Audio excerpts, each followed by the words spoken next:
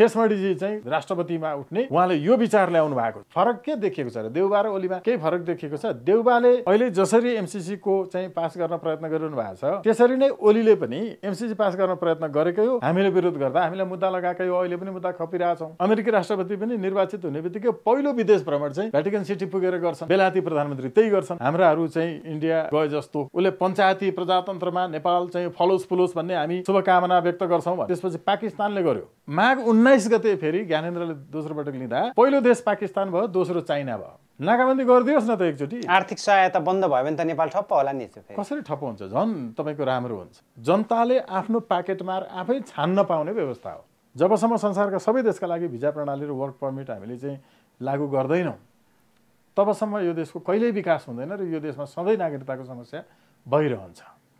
यो एकदम अकाट्य तथ्य हो। यसलाई जसले आँखा चिम्लिन्छ र यो कुरो भन्दैन नि त्यो चाहिँ नक्कली राष्ट्रवादी हो। स्वागत नेपाल सर, नमस्कार। नमस्कार। अब यति बेला एमसीसी सत्ता र समीकरण हल्लाउने एउटा भयानक अस्त्र बनेको छ। गठबन्धनभित्रैको असहमतिदेखि लिएर विपक्षको शर्त र सभामुखको भूमिकालाई तपाईँले चुनौतीको जसरी पहाडी हेरिरहनु भएको छ, यो विषय सजिलो विषय हो नेपालको राजनीतिमा अथवा झनपछि झन जटिल, झनपछि झन पेचिलो भन्दैछ? यो एउटा पुरानो नेपाली सामाजिक चाहिँ आह्वान छ कि सोसल प्रोभर्ब भन्छ इङ्ग्लिसमा, होइन? कमिलालाई के को पहिरो भन्ने छ, सुन्नुभएको छ कि छैन? सानो धारो गयो भने पनि पहिरो हुन्छ। यसलाई यस्तै धेरै ठुलो चुनौती इत्यादि भनेर सोचेका हुन्। त्यसो भए नेपालको राजनीतिमा पहिरो जान त्यति ठुलो चाङ चाहिँदैन। कमिलाहरूका लागि हामी त तपाईँको यिनीहरूले पो आफूलाई सुलेमानी बनाइदिन्छ अमेरिकाले भन्ने सोच्छन्, कायर छन्, होइन? अनपढहरू छन्। त्यसो भएको हुनाले हाम्रो वीरताको इतिहास थाहा छैन। जसको काम सधैँ चाटुकारी पचाकारिता गर्ने मात्रै थियो, त्यस्ताहरू जो कमिलाहरू हुन् उनीहरूका लागि त्यो अघि भनेको सानो धारो पनि पहिरो जस्तो लाग्छ। तर यो कहाँ चुनौती हो र? पास नगर्ने सक्यो त। श्रीलङ्काले पास नगर्ने भन्थ्यो, सकिएन। तर नेपालको नेतृत्वले पास गर्दैन भनेर भन्नै सकेका छैन नि त। हो, त्यसै हामी पास गर्छौँ, अनुदान चाहिन्छ, विदेशी पैसा चाहिन्छ भनेर प्रचण्ड देउबा सबले भन्नुभएको छ। हो नि। अब हेर्नुहोस् है त, प्रचण्ड देउबा इत्यादि सबैले भनेका छन्। यिनका युवा पुस्ता भनेकाहरूले पनि त्यही भनेका छन्। गगन थापाले पनि भन्नुभएको छ। सबैले, होइन? त्यो अर्को के वाइसिएल के भन्नेहरू, होइन, युथ फोर्स भन्नेहरू, यिनीहरूले पनि त्यही भनेको सुनियो। यसैले यी कमिलाहरूलाई यो सानो धारो पनि पहिरो जस्तो लागेको हो। कुनै समस्यै छैन पास नगर्ने, घोषणा गर्ने, भनिदिने, सक्यो त। हैन, राजनीतिमा त्यति सहज छैन नि एमसीसीलाई हामी फिर्ता लिन्छौँ भनेर भन्नको लागि अमेरिका जस्तो शक्तिशाली देशमा, हो नि, देशसँग। हो नि। किनभने खाइसकेको छ पैसा, उनीहरूको एजेन्ट बनेर मासिक तलब बुझिएको छ। त्यसकारण सजिलो छैन। तपाईँ र मलाई अप्ठ्यारो छ र? नेपाली जनतालाई अप्ठ्यारो छ र? अप्ठ्यारो कसलाई छ? अप्ठ्यारो कसले बनाएको छ? नागरिकलाई अप्ठ्यारो छ। पास नगर्दा अप्ठ्यारो छ, गर्दा पो अप्ठ्यारो छ त। हाम्रा चेलीबेटी बलात्कार गर्यो भने पनि मुद्दा लाग्दैन, गर्दा पो अप्ठ्यारो छ त। गर्दा पो अप्ठ्यारो छ त। नेपालको सरकार होइन भनेर इन्डियाको सरकारलाई सरकार मान्नुपर्छ। पास गर्दा पो अप्ठ्यारो छ त। नगर्नलाई पो सजिलो छ त, होइन र? त्यसकारण यो जति ठुलो चाहिँ रूपमा प्रस्तुत गरिँदैछ त्यस्तो होइन, त्यस्तो थिएन, त्यस्तो छँदै छैन। होइन, एमसीसीको सम्झौतामाथि सहमति जुटाउनको लागि सरकारले सर्वदलीय बैठक पनि बसाले। त्यसमा गठबन्धनका 5 घटक 5तिर मुख फर्के, सबै एकतिर आउन सकेनन्। त्यसो भए यसले गर्दा फेरि अब देउबा कङ्ग्रेस मात्रै एक्लिएको, एमसीसीको जस्ताको तस्तै पास हुनुपर्छ त्यो पोजिसन, त्यो रटान लागिरहेछ। अब एकीकृत समाजवादी पनि संशोधन बिना पारित गर्ने पक्षमा छैन। प्रचण्डको स्ट्यान्ड हेर्न सकिन्छ। तपाईँ के भन्नुहुन्छ? यो विषय जटिल बनेको हो अथवा तपाईँले त्यही कमिलाकै उदाहरण दिइरहँदाखेरि त्यस्तै हो? एकदमै कमिलालाई त्यो सामान्य बच्चाले सु गर्यो भने पनि पहिरो गयो जस्तो मात्रै भएको हो, अरू केही पनि होइन। यो धेरै ठुलो कुरै छैन। हेर्नुहोस् है, तर पास गर्ने प्रयत्न भयो भने, इफ इन केस गरियो भने चाहिँ फेरि धेरै ठुलो दीर्घकालिक यसको असर छ। पास नगर्नलाई त केही पनि छैन त।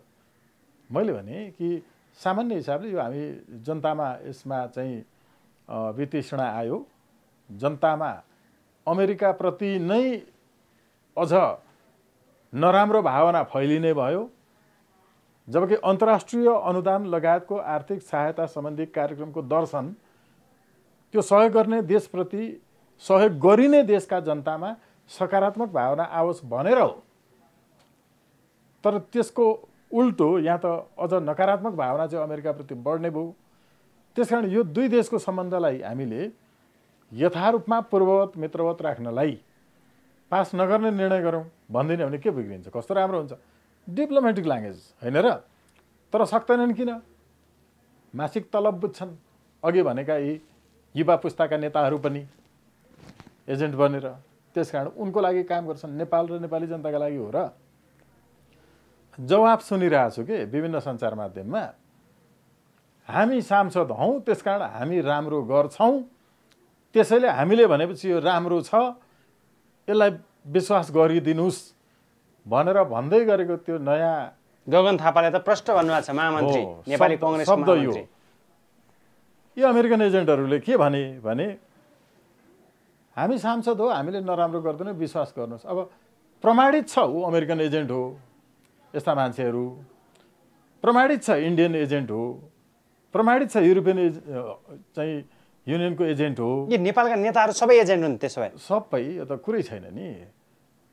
जसले नेपाललाई नेपालको सरकार छैन भनेर मान्छ र नेपालको लागि एमसिसी को प्रतिवेदन हाम्रो परियोजना चाहिँ इन्डियन सरकारको सम्मतिमा एमसिसीलाई बुझाउनुपर्छ भन्छ नि, त्यो एजेन्ट होइन त? होइन भन्ने प्रमाणित गरोस् त कसैले।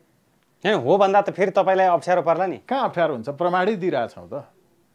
नेपालको सरकार होइन, इन्डियन सरकारको सम्मतिमा नेपालले परियोजना प्रस्तुत गर्नुपर्छ भन्ने कुरालाई जसले मान्छ त्यो एजेन्ट हो भन्ने कुरा, त्यो उसको स्वीकृति नेपालको सरकारलाई सरकार नमान्ने, इन्डियाको सरकारको सम्मतिमा चल्ने कुरामा जसले सही गर्छ नि त्यो एजेन्ट त्यही उसको हस्ताक्षर हो।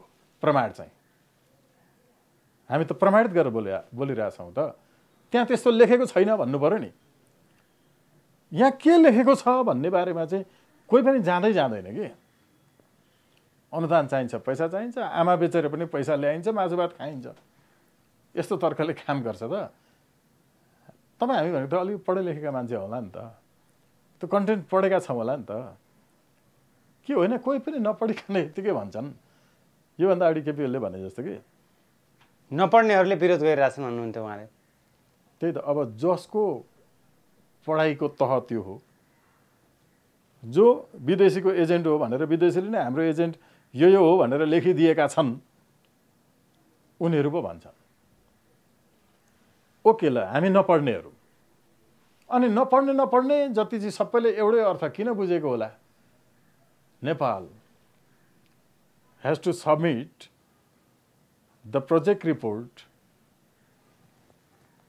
to the government of India, not only to the government of India, in consent of the government of India, भनेको अर्थ चाहिँ इन्डियाको सरकारको सम्मतिमा नेपालले परियोजना प्रस्तुत गर्नुपर्छ भनेको हो भन्ने हामी नपढेकाले मात्रै किन एउटै अर्थ बुझेको होला के सबैले? अनि ती पढेकाहरूको चाहिँ अर्थ फेरि फरक छ। किन हो त नेपालले मान्नुपर्ने भन्दा एउटाले भन्छ विद्युत उसलाई बेच्नुपर्छ त्यसकारण मान्नुपर्छ भन्छ, अर्कोले भन्छ होइन यसको नेपाली अर्थ त यस्तो हुँदैन, म्युचुअल अन्डरस्ट्यान्डिङमा पो भनेको हो त भन्छ। त्यो म्युचुअल अन्डरस्ट्यान्डिङ भन्ने कुरो चाहिँ लेखेकै छैन त्यहाँ जति खोजे पनि। नपढेकाहरूको चाहिँ अर्थ फरक निस्किन्छ कि पढेकाको चाहिँ निस्किन्छ? हात्तीलाई यो चर्मचक्षु नभएकाहरू, छालाको आँखा नभएकाहरूले विभिन्न भागबाट छाम्दाखेरि कसैले कान समातेर नाङ्लो जस्तो, कसैले भुँडीतिर छामेर भित्तो जस्तो, कसैले खुट्टा समातेर चाहिँ खम्बा जस्तो, कसैले पुच्छर समातेर डोरी जस्तो भने जस्तो अर्थ चाहिँ पढेकाहरूको निस्किँदैछ।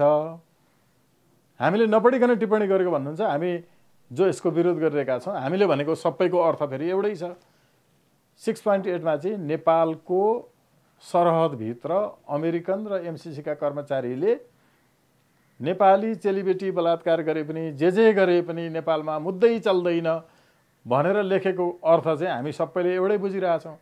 उनीहरूले जे व्याख्या गरेर यसको अर्थ यो पो हो भन्छन्। जे लेखिएको छ, जे देखिएको छ त्यो हो कुरा होइन र।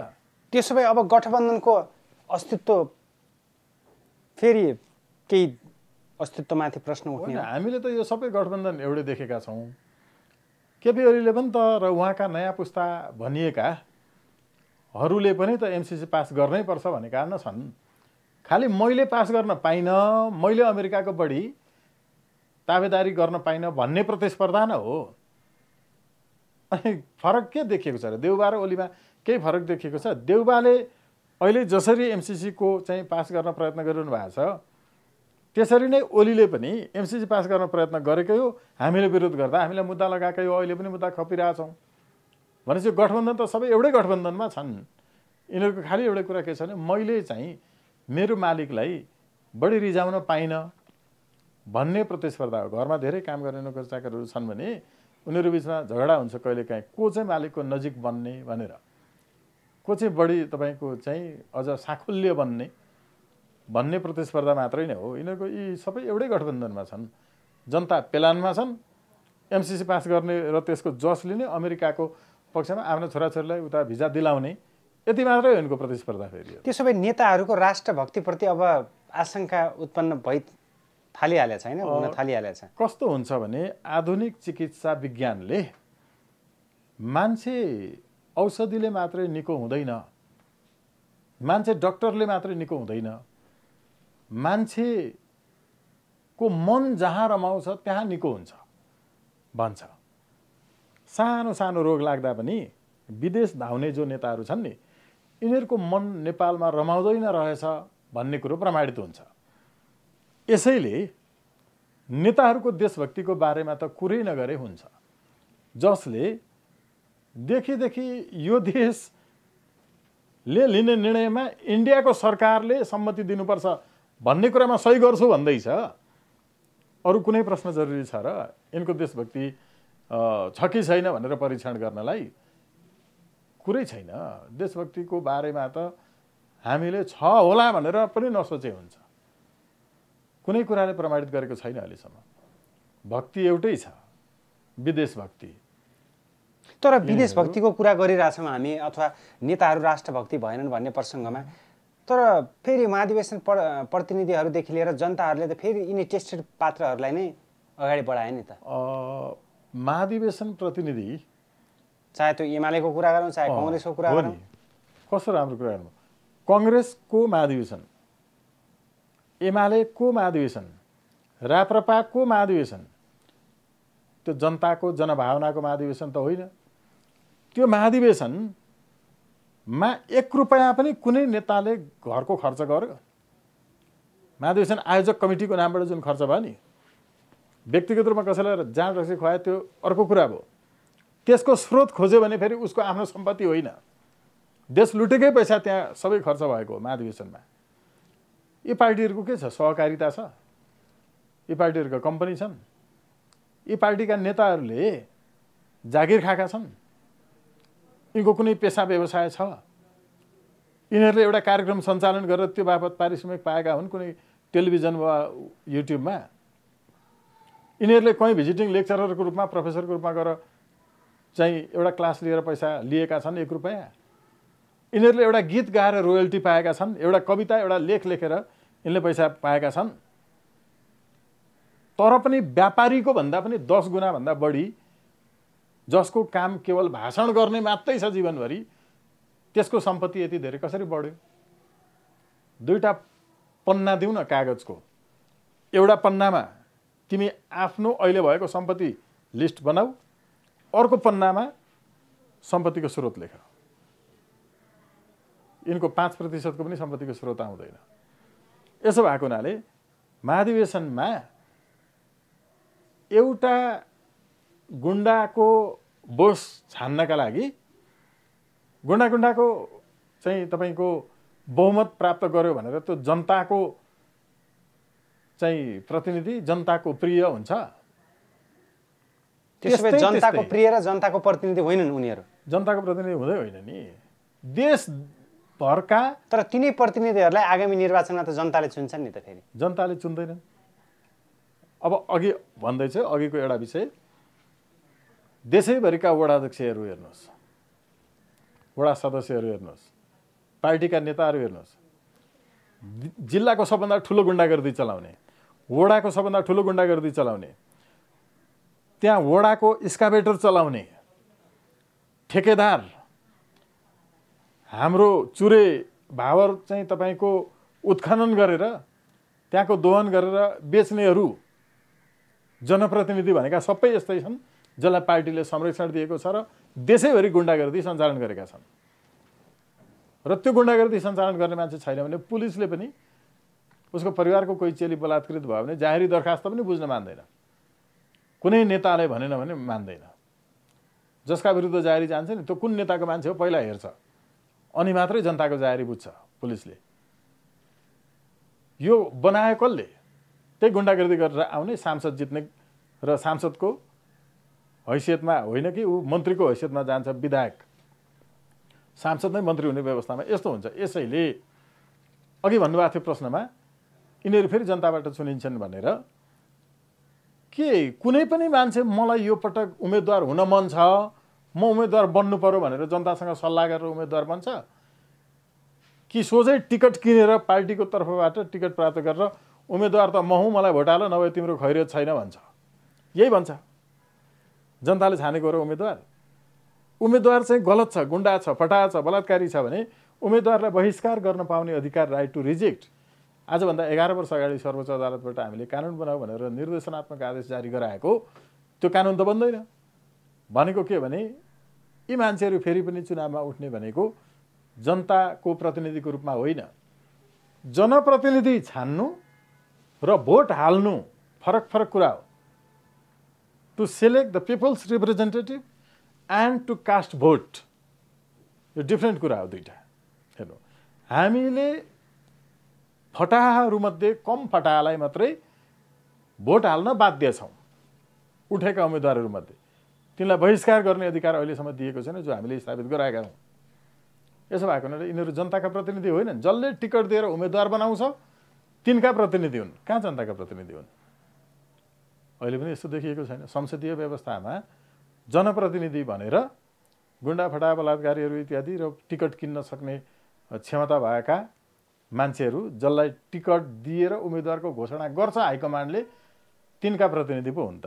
अब यो त भयो आन्तरिक राजनीतिको व्यतिथि। यस सँगसँगै अहिले जसरी मुलुक अन्तर्राष्ट्रिय शक्तिको चासोको केन्द्र बनिरहेको छ, यो देशको लागि चुनौती हो अथवा अवसर हो? एकदमै ठुलो अवसर। यति बेला हामीले नन अलाइनमेन्टको, हाम्रो चाहिँ असंलग्नताको चाहिँ शक्ति देखाउन पर्ने बेला छ।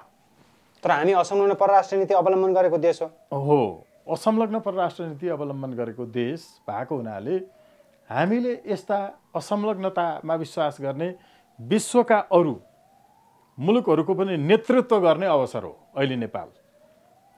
किनभने हामी अहिलेसम्म यो तपाईँको चाहिँ लिबरल्यान्डसम्मको हेर्ने हो भने अहिले युएनले चाहिँ तपाईँको 234 वटा देशहरूलाई सूचीकृत गरेको छ। 234 वटा देशहरूमध्ये हामी 95औं ठुलो देशमा पर्छौँ। हेर्नु, 95th। हामीले हाम्रो साइजका अरू मुलुकहरू र हामीभन्दा कम तपाईँको चाहिँ साइज भएका देशहरूलाई पनि असंलग्नताको सिद्धान्तमा समेटेर नेतृत्व गर्न सक्ने क्षमता विकास गर्न सकिन्छ। भ्याटिकन सिटी जत्रो यत्रो देशले संसारका तपाईँको चाहिँ अमेरिका बेलायत जस्ताहरूको नेतृत्व लिएको छ त। सधैँ त कोही पनि बाँचिरहँदैन। म पनि मर्दिन्छु पऱ्यो, यो पैसा जनतैलाई होस् भनेर भन्नु पर्यो नि, जनताको माया गर्ने मान्छे। अमेरिकी राष्ट्रपति पनि निर्वाचित हुने बित्तिकै पहिलो विदेश भ्रमण चाहिँ भ्याटिकन सिटी पुगेर गर्छन्। बेलायती प्रधानमन्त्री त्यही गर्छन्। हाम्राहरू चाहिँ इन्डिया गए जस्तो। त्यसकारण हामीले यो एउटा अवसर अहिले चाहिँ पाइरहेछौँ। अर्को कुरा हेर्नुहोस् है त, अन्तर्राष्ट्रिय शक्ति केन्द्रहरूको जुन कुरा गर्नुभयो नि, अन्तर्राष्ट्रिय तत्त्वहरूको र अन्तर्राष्ट्रिय शक्ति केन्द्र भनिएकाहरूको प्रवृत्ति इतिहासमा एउटै देखिएको छ। त्यो के हो भने पहिला आन्तरिक रूपमा कुनै देशले आफ्नो अवस्थालाई परिवर्तन गर्यो भने, आफ्नो व्यवस्थालाई परिवर्तन गर्यो भने त्यसलाई कि समर्थन जनाउन उसको बाध्यता हुन्छ कि ऊ मौन रहनु उसको बाध्यता हुन्छ। उसँग तेस्रो विकल्प हुँदैन। यो गलत भयो, यसलाई परिवर्तन गर भनेर भन्न सक्दैन। जस्तो कि पञ्चायत कालमा कुनै पनि देशले पञ्चायत व्यवस्था, एकदलीय व्यवस्था यो ठिक भएन, यसलाई चाहिँ अन्त्य गर, बहुदलीय व्यवस्था ल्याऊ भनेर कुनै देशले पहिला भन्यो? पहिला भनेन। हरेक पटक नेपालमा जस्तो पञ्चायत कालमा 15 जना प्रधानमन्त्री परिवर्तन भए, त्यो बेलामा चाइना, अमेरिका, बेलायत, यी पाकिस्तान सबै अरू देशहरूले नयाँ प्रधानमन्त्रीलाई बधाई तथा शुभकामना सन्देश पठाउँथे। त्यो चाहिँ त्यो देशको सरकारलाई मान्यता दिएको अन्तर्राष्ट्रिय अभ्यास यो। मान्यता दिने देशले बधाई शुभकामना पठाउँछन्, मान्यता नदिने देशले यो सरकार भएन, पञ्चायत अन्त्य हुनुपर्छ भनेर भनेनन्। उनीहरू मौन बसे। त्यसकारण के मौन बस्छ कि समर्थन जनाउँछ? तेस्रो विकल्प हुँदैन। पञ्चायत व्यवस्था नेपालमा 2017 साल पुस 1 गते लागू गर्दाखेरि नि सबभन्दा पहिलो देश चाइना थियो जसले समर्थन गर्यो। उसले पञ्चायती प्रजातन्त्रमा नेपाल चाहिँ फलोस् फुलोस् भन्ने हामी शुभकामना व्यक्त गर्छौँ भन्यो। त्यसपछि पाकिस्तानले गर्यो। हेर्नुहोस् है, माघ 19 गते फेरि ज्ञानेन्द्रले दोस्रो पटक लिँदा पहिलो देश पाकिस्तान भयो, दोस्रो चाइना भयो। कतिपय देशहरू मौन बसे। 46 सालभन्दा अगाडि नेपालमा पञ्चायत व्यवस्था अन्त्य होस्, बहुदलीय व्यवस्था आओस्, कुनै देशले भनेनन्। कि समर्थन गरे कि मौन बसे। अब जब पञ्चायत व्यवस्था अन्त्य भएर बहुदलीय व्यवस्था आयो नि, नेपालमा संवैधानिक राजतन्त्रात्मक बहुदलीय व्यवस्थामा जनताको भलाइ होस् भनेर शुभकामना व्यक्त गर्छौँ, नयाँ सरकारलाई बधाई दिन्छौँ भनेर फेरि संसारभरिबाट शुभकामना आयो। तर होइन, यति पनि होइन, राजतन्त्र पनि अन्त्य हुनुपर्छ, संवैधानिक राजतन्त्र पनि अन्त्य हुनुपर्छ। कसैले भन्यो? अन्तर्राष्ट्रिय शक्ति केन्द्रहरू र अन्तर्राष्ट्रिय तत्त्वको प्रवृत्ति नै यही हो कि समर्थन गर्छ कि चुपचाप बस्छ।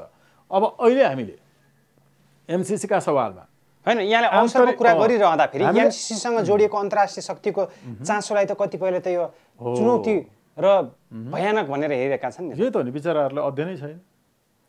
विश्वका अरू देशहरूमा एमसिसीलाई तपाईँको चाहिँ फेल गरिदिँदाखेरि अन्तर्राष्ट्रिय समुदायले के गर्यो?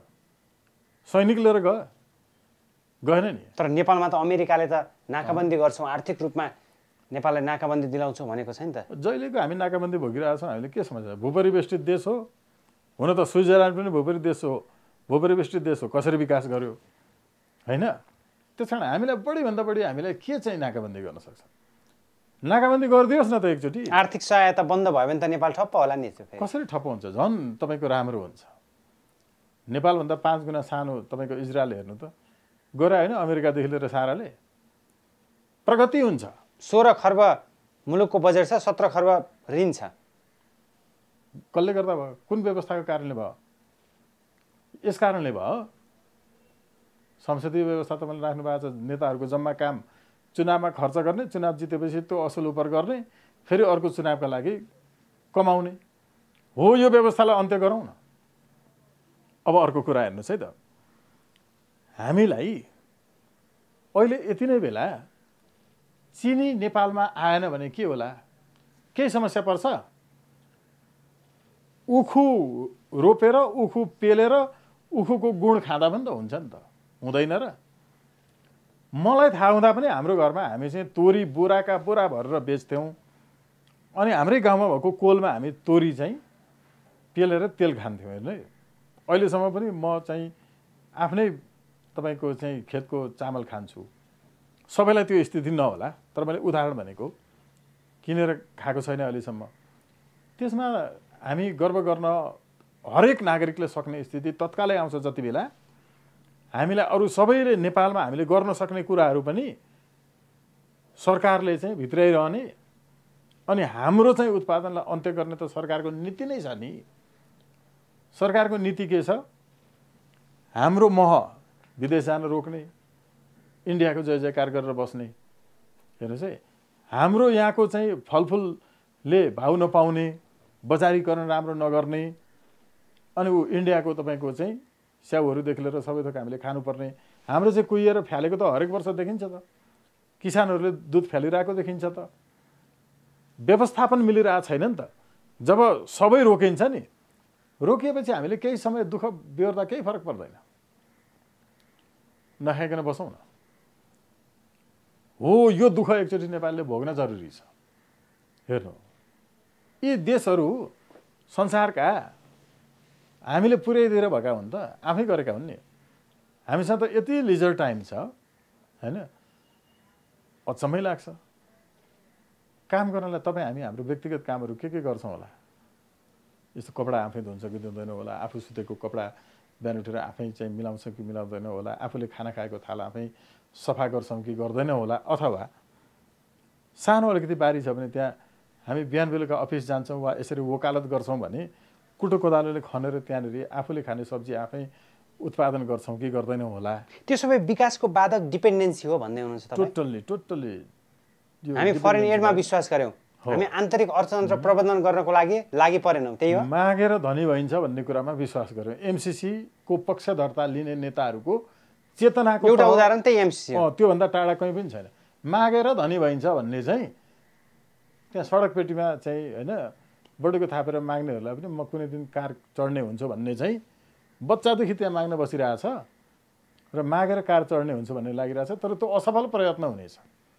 त्यस्तै एमसीसी जस्तो मागेर लिएर आउने कुराले नेपाल बन्छ भन्ने कुरा जो विश्वास गरिरहेछन् यी मगन्तेहरूको सोचाइ त्योभन्दा माथि जाँदैन, किनकि मान्छे तर विकासको मूलभरि फुट्छ भनेर व्याख्या विश्लेषण हुन्छ नि। त्यही त राष्ट्रिय गौरवका आयोजना पृथ्वी राजमार्ग हेर्नुहोस्, डिफ्रेन्ट राष्ट्रिय गौरवका आयोजना हेरौँ, नेपालमा त वैदेशिक सहायताले बनेको हो नि सहायताले। अब हेर्नु त्यो बेलाको चरण अहिले भन्नु पञ्चायतकालीन उद्योगहरू हेर्नुहोस् कस्तो राम्रो थियो होइन, त्यो उद्योग कसरी टिकेको थियो हेर्नुहोस् है।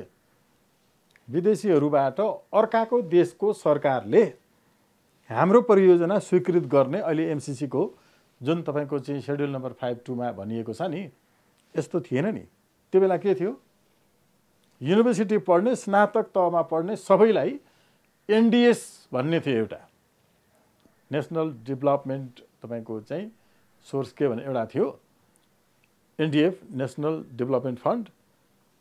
त्यसमा विद्यार्थीहरूलाई 6 महिना अनिवार्य रूपमा इन्टर्नसिप गर्नलाई गाउँ गाउँमा पठाइन्थ्यो। उसले गाउँमै बिताउनु पर्थ्यो 6 महिना, अनि उसले त्यहाँ रिपोर्ट के लिएर आउँथ्यो, योजना आयोगमा के कुरा राख्नुपर्छ, विकास निर्माण कसरी गर्न सकिन्छ, त्यो ठाउँको आवश्यकता के हो, कसरी उत्पादकत्व बढाउन सकिन्छ, यो कुराहरू उनीहरूले आफ्नो त्यो रिपोर्टमा ल्याएर योजना आयोगलाई दिएपछि अनि योजना आयोगले बजेट बनाउँदा त्यसैको आधारमा बनाउँथ्यो विद्यार्थीहरूको रिसर्चको बेसमा, अनि पो बनेको थियो त्यो देश होइन र। विदेशीले लिएर आएर एउटा कागज दिन्छ एमसीसी भन्ने, अबदेखि तिम्रो सरकार होइन इन्डियाको सरकारले भन्ने कुरामा सम्मति जनाएर उसले सम्मति दिएपछि मात्रै काम गर्नु भन्छ, त्यसमा सही गरेर देश बन्छ अरे। यस्तो छोटो बुद्धि भएकाहरूसँग केही लाग्छ त? मैले यो मनोगत भनेको हो र, मलाई मन लागेको कुरा गाली गर्न बोलेको हो र होइन नि। त्यहाँ जे लेखेछ त्यो मात्रै भनेको हो, व्यक्तिगत रूपमा के लिनु दिनु छ र? यी कुनै नेताहरूसँग अरूसँग आफ्नो पेसा व्यवसाय चलेकै छ, पैसा राम्रै कमाइरहेको छु होइन र, व्यक्तिगत जीवन एकदम ठिक छ, अनि यिनीहरूसँग किन दुश्मनी लिनु पर्थ्यो होला र? तर पनि यति कुरो लेखिएको अक्षर पढिदेऊ न, अनि कहाँनिर चाहिँ हो भन्ने कन्भिन्स गर्न सक्छु। सोझो म सांसद हो, मलाई विश्वास गर्नुहोस् किनकि म तपाईँको सांसद हो, मलाई भोट दिएको हो, म गलत गर्दिनँ भन्छन् एजेन्टहरू, अब त्यही मान्नु अरे कि सबै। अनि एक तहले त उहाँको भनाइ पनि त ठिक होला नि त, जनताले विश्वास गरेर मत दिएका सांसद हुन् नि त उनी पनि। जनताले विश्वास दिएर मत दिएको सांसद हुन्थ्यो भने के हुन्थ्यो भने उनीहरूलाई रिजेक्ट गर्न पाउने अधिकार पनि दिनु पर्थ्यो। उहाँलाई जनताले उठाएकै होइन त, म हो उम्मेदवार मलाई भोट हाल्नुहोस्, अरू तपाईँले भोट हाल्ने मान्छे छैन। त्यसो भए राम्रोमा राम्रो नभएर नराम्रोमा राम्रो खोज्न बाध्य भए जनता। एकदमै करेक्टली तपाईँले त्यो चाहिँ प्रश्नमा त्यो फ्रेजलाई जोड्नु भयो। नराम्राहरू मध्ये कम नराम्रो छान्ने व्यवस्था, अहिले यही होइन त? नराम्रो हो भन्ने भइसकेपछि त्यसलाई बहिष्कार गरेर भोट हाल्न पाउने व्यवस्था त छैन। त्यसैले जुन देशमा राइट टु रिजेक्ट हुँदैन त्यो देशको व्यवस्था जनताले आफ्नो पाकेटमार आफै छान्न पाउने व्यवस्था हो, अर्थात् संसदीय व्यवस्था। हामीले यस्तो व्यवस्था भोगिरहेका छौँ जहाँ हामी स्वतन्त्र छौँ हाम्रा पाकेटमारहरू छान्नका लागि। कुन चाहिँ राम्रो, यो जनताको राज्य कोष मास्नेहरू त यिनीहरू नै होइन त।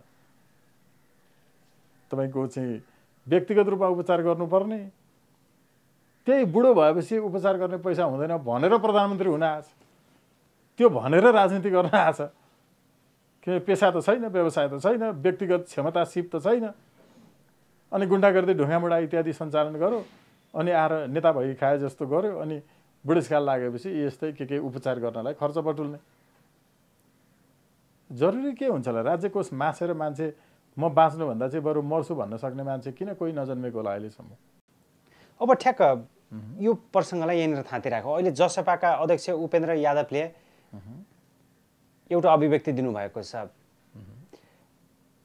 नागरिकता नहुनेलाई पनि भोटिङ राइट दिनुपर्छ भन्ने उहाँको यो अभिव्यक्ति, यदि दिएन भने त्यो मानवता विरुद्ध कार्य हो भनेर भन्नुभएको छ। यसलाई तपाईँ कसरी हेर्नुहुन्छ?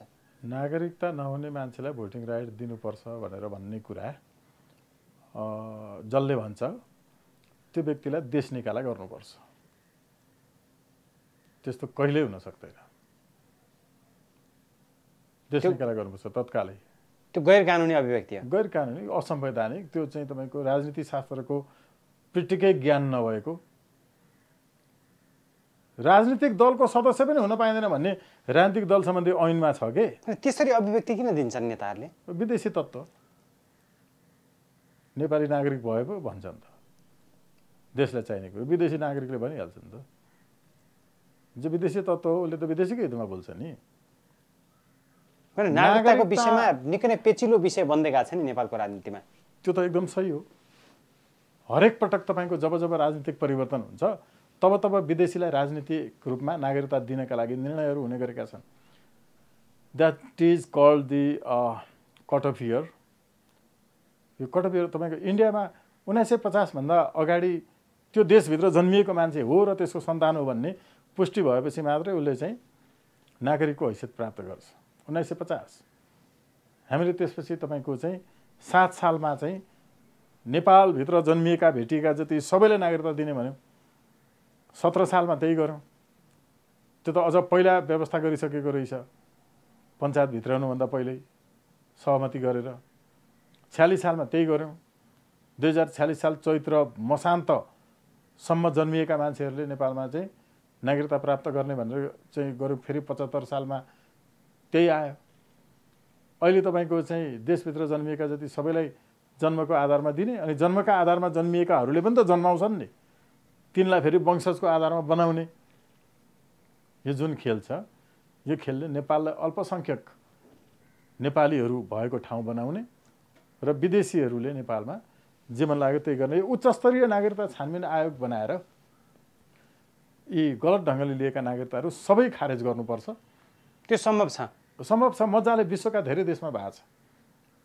चाहँदाखेरि चाहिँ हुन्छ। अस्ति भर्खरै यही सरकारले पनि 3 जना मान्छेको नागरिकता खारेज गर्ने निर्णय गर्यो नि, थाहा पाउनु भयो नि होइन?